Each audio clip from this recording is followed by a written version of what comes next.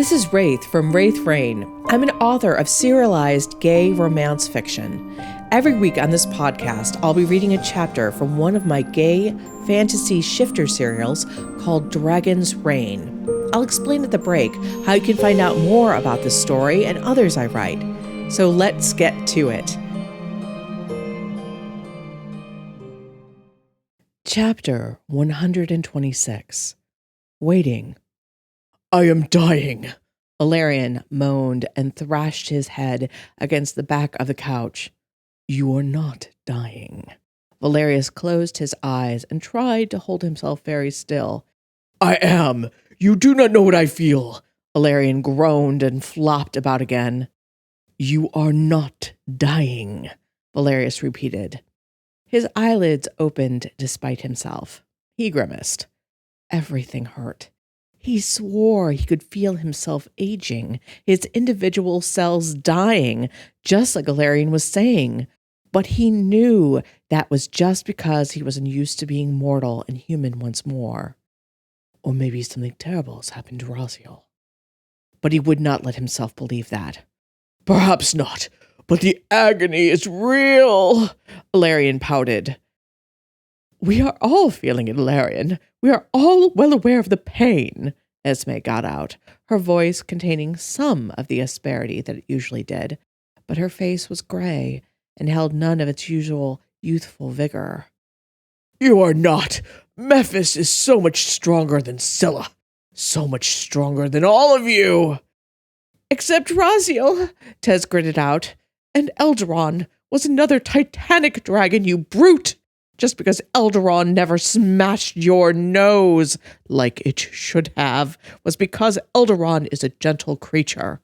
"A gentle creature?" Anwar asked with a wry smile. "Yes. At Eldaron's core, there is only the desire to fly and be admired, and eat and then sleep. Not necessarily in that order," Tez explained. "Fighting was never on the list. Not because Eldaron couldn't, but because it was beneath its mighty spirit. Eldaron is only big because it is fat," Valerian sniped. "How dare you!" Tez was standing very upright, but wobbling on legs that couldn't quite hold him steady. "What? I like fat people. They are soft and have good personalities," Valerian mused. "Which would explain you with your less than 1% body fat being a complete ass," Anwar muttered. With slitted eyes, Ted said, "Next time we meet, Valerian, Eldaron will sit on you with its big, fat body and squash you." Valerius let out a bark of laughter. When Valerian gave him a nasty look, Valerius turned it into a cough. "I miss Lana's mind against my own." Kayla's voice did not hold the healthy zip it usually did. She was on the floor, knees drawn up to her chest, arms wrapped around them. I could hear the ocean in my head all the time, like when you put your ear up to a shell. "Scylla was always a steadying presence with me. Now, Esme," Scylla would say, "what's the next step? There's always the next step. Now what's the one after that? And then we would be so many steps ahead of our enemies," Esme said, smiling weakly. "After losing Fidel, Everin kept me sane. Everin has always been there, the soothing presence in the back of my mind, the light in all the darkness." Anwar put his hands over his face. "And now, it is all darkness." "Could Fidel be one of the Horde?" Kayla asked. "Maybe his soul is in the spirit realm with Caden and the others. Maybe he can come back." Anwar blanched, though, at this. "I pray that Fidel has not been trapped there like those others. I do not think, after so long, that he could reunite with his body. But if he was stuck in the spirit realm, then he will not be able to go on to what is next. He will not be able to reincarnate. He will be stuck forever." "Eldaron is too beautiful to die," Tez said mournfully. He sank down next to Kayla, put his arms around her, and they rocked together. "Nothing so perfect as the golden dragon can cease to exist without the world losing most of its wonder." Zephyra was the balm to my soul. Jahara's voice was cracked. I could hear Zephyra's voice, and I would understand that I must use the anger and pain of my early existence to make things better for others. Zephyra gave me the strength to do it. Without her, I do not know. But still, my agony is greater than yours. I experience this weakness, this unbearable weakness, and it is affecting me more, Ilarion proclaimed and flapped his arms over the back of his couch, looking completely prostrate. You will feel my fist in your face if you keep up your nonsense, May hissed. You are a little girl now. No muscle, no strength. It will be like a fly has. Ah, damn you! I am bleeding! Ilarion's voice rose up like a little girl's himself, which had Valerius turning his head and opening his eyes. May was standing above Ilarion, shoulders heaving, long hair hanging over her face like a curtain, and her lithe body quivering with rage and pain. The knuckles on her right hand were bloody. Ilarion's nose was bleeding just a little bit. He was glaring up at her in outrage. We must stop this. May swung that bloody hand to encompass all of them. This whining, this pathetic moaning. Our dragon spirits need us to be strong. Not this whatever this is. Get off your knees and get a weapon. Everyone stared at her. Her black eyes snapped. Her body shook. May seemed to be filled with the same energy and purpose as always, maybe more so. Are we victims? Are we going to sit here while our people suffer and die? She flung her arms wide. Our people would be distracted trying to protect us because we cannot protect ourselves as well anymore. Not right now, at least. Valerius said, but he did shift forward on the couch. I know it feels like we are not doing anything. We aren't, May raged. We are, dear. We're waiting, Esme said with a soft huff of dry laughter. And that can be the hardest thing. May let out a scream and threw her hands up in the air. We need weapons if they come in here. I will have my wise women bring us some. But if we must use them, then it will be dire indeed, Jahara said, as she rose up from her prayer and went to the doors. She knocked and they opened. She stuck her head out and whispered to her wise women, then shut the door. They will bring us some weapons. Now you see how pathetic they all are, Jasper yelled, crying and moaning and complaining about how life hurts. Get fucking used to it. I can't believe that any dragon spirit would choose you guys a second time. Valerius lifted his head to look in the mirror. The leader of Humans First was practically pressed against the mirror's surface. His hands slid along it, searching for purchase or a seam, a way through. Why can't I get through? Jasper hissed. Why can't I get out of here? Landry came up behind him and grabbed his shoulders. She yanked him back. Because our bodies aren't free, you idiot. Get off me, bitch, Jasper snarled. Hey, don't speak to our sister like that, both of Landry's brothers said at the same time. She's pushed me. She keeps pushing me. Jasper shoved Landry hard enough that she stumbled back and fell, landing on her ass. She let out a sharp cry of pain and looked shocked for a moment. Her brothers hustled to her side. That is enough of that. Jahara glared at Jasper. He did back down a minute, but then likely remembering that the mirror not only kept him in, but them out too, encouraged him to talk tough again. What? You can't do anything to me now either. You're just human. Even human. I will lay you flat, boy, Jahara said with the narrowing of eyes. He's beneath you, Queen Jahara, Landry said as she got to her feet. She shrugged her brothers off and stepped up into Jasper's space once more. She held up a hand as her brothers surged to her defense. She's not a queen any longer, Landry. She's just like us, Jasper snapped. You're really stupid, aren't you? I mean embarrassingly stupid. That's not how any of this works, Jasper, she told him. One of her hands pointed to Jahara. She's a queen because she's a queen. The spirit chose her because she was already a queen. Even if she was in the dirt and called a bitch, it doesn't matter because she's still a goddamn queen. You're delusional. You want to put them up on pedestals. Fine. Then get on your knees and worship them. Jasper went to shove her again. This time, Landry sidestepped it. His momentum had him falling past her and landing painfully on one knee. Had enough? Landry asked. Or still, oh, you're not done? Okay, let me help with that. Jasper struck out at her knees, but he managed to only hit air. She kicked him in the ribs. He gasped and grabbed his stomach, but he still wasn't done and tried to scrabble at her once more. Another kick to the wounded side, and he was down, curled up like a slug around a mound of salt. His mouth was opening and closing like a fish. Need another? Landry had one leg back, ready to kick him again. Are you finally done? I think he's done, dear, Esme said. Come on, let's kick him again. A few more times, Alarian chortled. It's fun.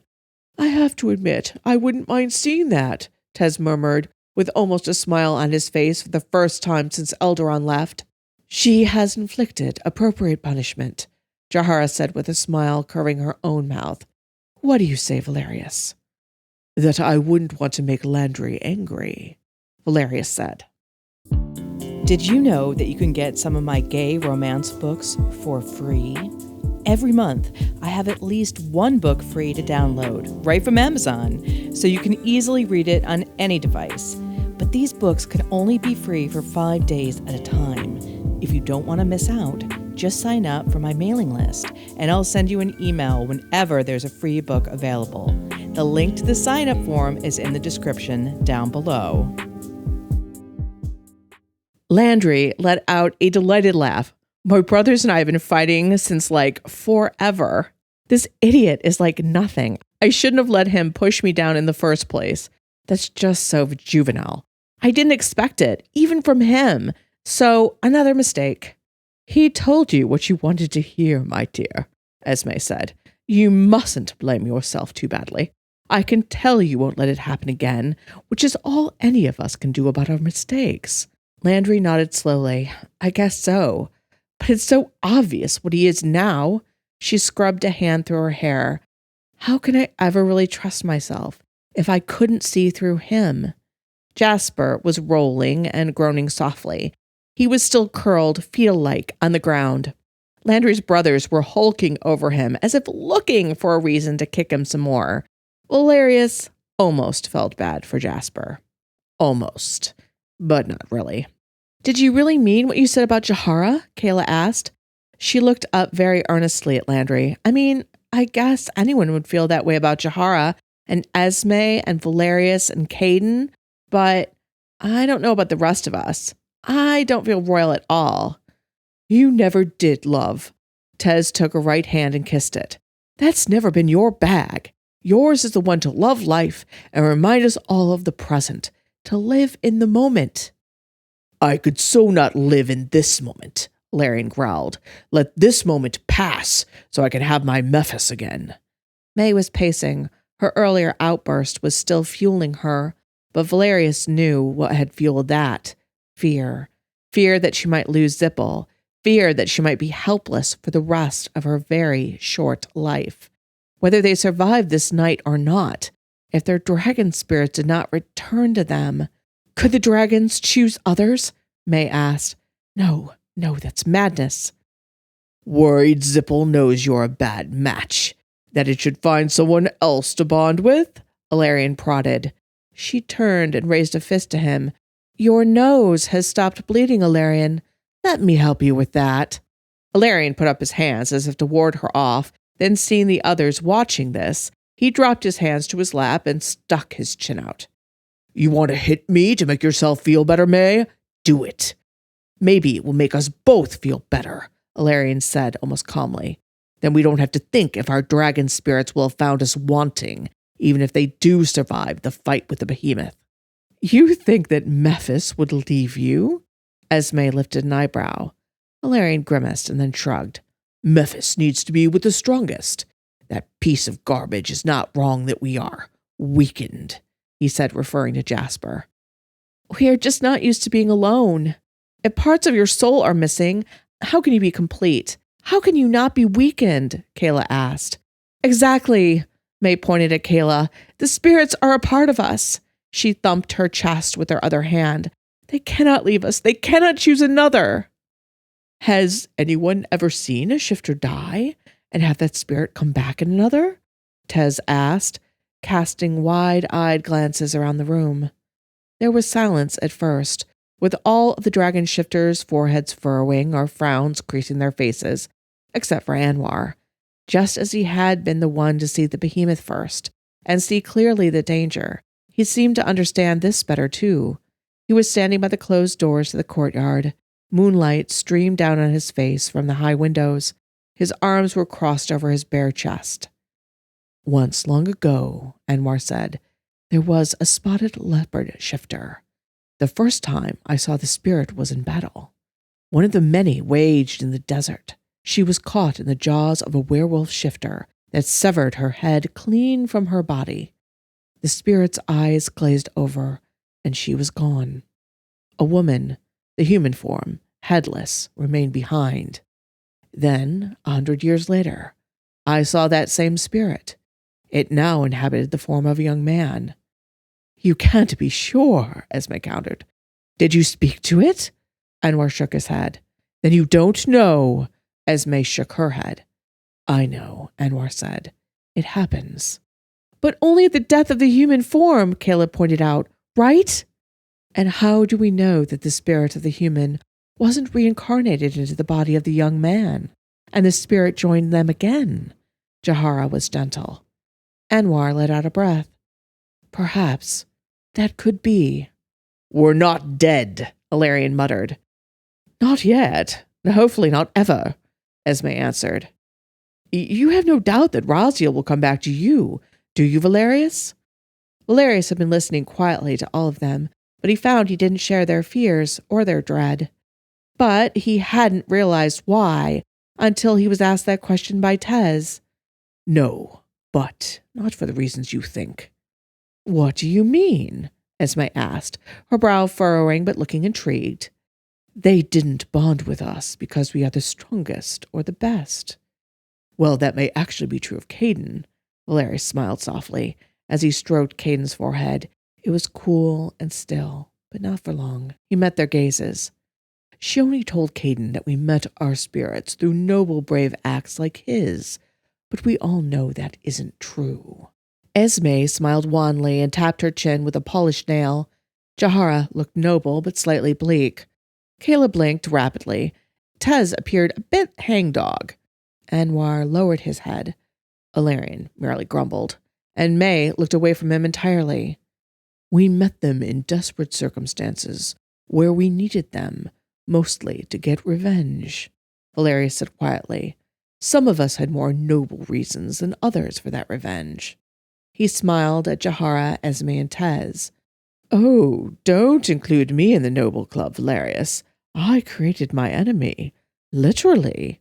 Esme shivered and drew her arms around herself. Eldaron let me be the type of man I wished I had been before the mine collapse, Ted said with a wan smile. I was not the brave man that stood up to the owners. I was a cur, a bootlicker. No, Tez, you were just afraid, Kayla objected. When people are so much stronger than you, it's all right to be afraid. I didn't speak up. I didn't do anything. Tez patted her hand.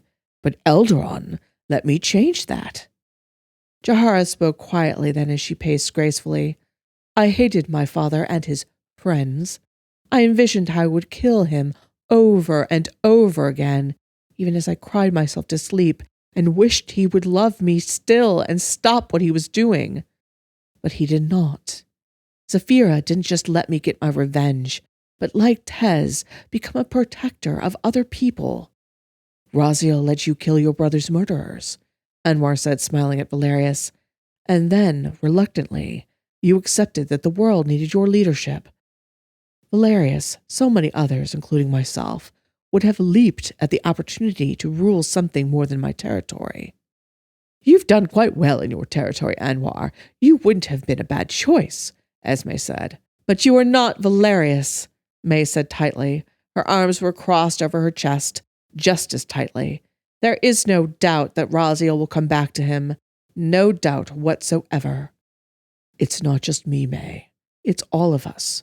no matter how flawed we were or are, Valerius said. So they let us have our revenge, and some of us think they are better people because of it? Ilarion asked. That is why they will return? I believe that even our flaws called to them. They saw a longer game. They chose us for the good in us and the ill, and they knew what they were getting, Valerius answered. Through us, as imperfect vessels as we are, they can do what they believe they should, what their purpose is. I hope you are right, Valerius. I do so miss my Scylla, and it is hell getting old, Esme sniffed, and sat down on the couch between Valerius and Ilarion. She patted Caden's still legs. I'd forgotten then. Now I'll remember. I won't take for granted the gifts that Scylla gives me. Then with a wry smile she added, at least for a little while. Kayla grinned. A little while for sure. There was a knock on the door. Jahara went to them and opened them slightly. Weapons were passed through one at a time. Valerius got up from the couch after gently depositing Caden's body on the cushions and making sure he was secure and safe. He couldn't hide how much effort that cost him to leave Caden and walk, but he thought there was a slighter lightness to him, less pain. He wondered why. He really didn't know, but he hoped it was because Raziel, Caden, and Iolaire were nearer than before. Jahara handed him a weapon. He took the sleek rifle that had a glowing blue stripe down the barrel. He lifted an eyebrow at Jahara. Just point and pull the trigger. Even if you can't hit a barn door on a still night, the laser bolt will hit its mark, Jahara explained. I should take a greater interest in your inventions, Jahara, Valerius murmured. We should definitely get together and compare notes. May was cradling her rifle against her chest and stroking it like she might a lever. Between my AI research and your weaponry, well, we'll be able to help Ilarion with his problems. I'll handle my own problems. Ilarion grabbed a rifle himself, grunting with every step to get it. And you will not kill my people. Actually, there's a stun setting. Jahara pointed to a switch just above the trigger. Red is death, blue is stun. Ilarion toggled the switch and was going to leave it on red when Valerius put his hand on the barrel. He saw Landry and her brothers looking anxiously at them. Blue, Ilarion. Remember, we don't want to kill the horde, Valerius said. He tipped his head towards the mirror. Those bodies are just being borrowed. Ilarion grunted and switched the toggle to blue. Everyone had a weapon. Esme held hers easily, aiming down the sight. Very nice, Jahara. These remind me of my World War II days, she sighed. Tez took the weapon awkwardly and held it with 2 fingers by the stock. I am not so good with weapons. I never was. It's just like a video game, Tez, Kayla said as she too awkwardly checked out the gun. And since it's done, it really is like a game. Sort of. A little. Hopefully, we will not have to use them. Is there no way for us to see what is happening on the bridge? Surely they have quelled the horde, Esme said. Valerius wondered too. There were muffled shouts and cries. Still, so people were continuing to fight. May is right. We cannot just stay here and do nothing. They need us. There's a way to see, Valerius said.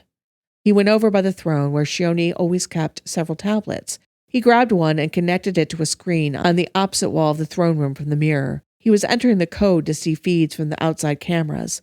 But before he finished, someone gasped, and air gusted underneath the doors to the courtyard. Then there was a boom, and High Reach seemed to jump up and down. Valerius nearly lost his balance, but he grabbed hold of one of the doors to the courtyard. He knew this shudder. It was a familiar shudder.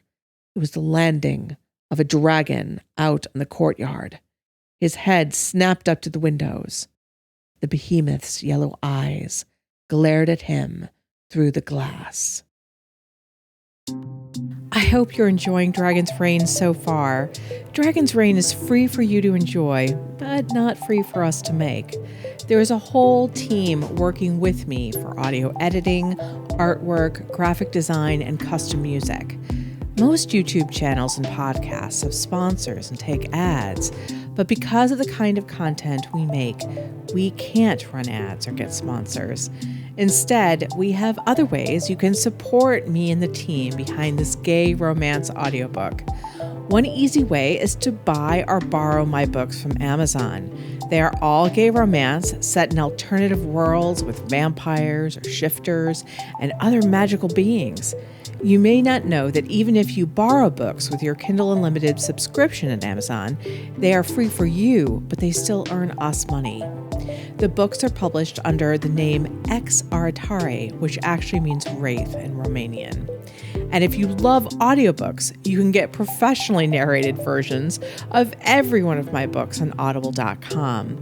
The link to my author page is in the description below, as well as to the first book of the series I think you'll really like. Thank you so much for your support. People like you enable me and the team to keep writing these stories of gay romance, magic, monsters, and true love, and producing this very fun podcast for everyone. Thank you.